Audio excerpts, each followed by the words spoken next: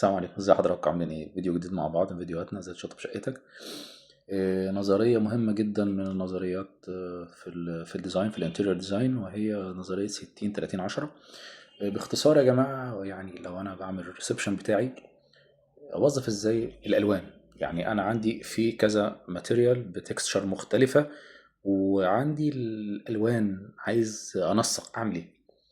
فالنظرية دي يا جماعة بتحدد لي النسب حسب العناصر، حسب التوزيع بتاعي. أول حاجة بيبقى ال60% بتكون للون البيز اللي أنا عامل عليه الكونسبت بتاعي، سواء مثلا سي أنا عامل مثلا سيراميك أو حوائط. أنا مثلا سي الكونسبت بتاعي على بيجات، على أوف وايت، فبخلي السيراميك في السكة البيجات، الحوائط درجة من درجات البيجات، وبيبقى عندي ده معظم الريسبشن. عشان كده بنقول عليه 60%.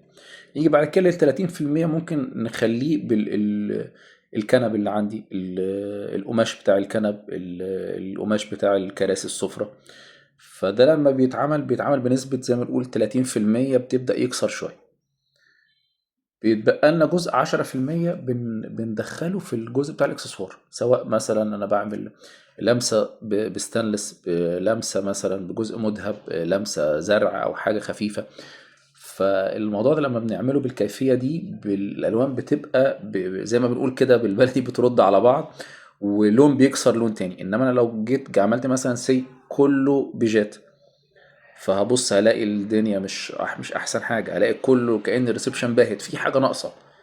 ولكن انا بحدد من الاول ايه الكونسبت عندي، يعني هعمل ايه. مثلا عندي النسبه الكبيره هتكون في اللون ده، البيز بتاعي اللي انا ماشي عليه.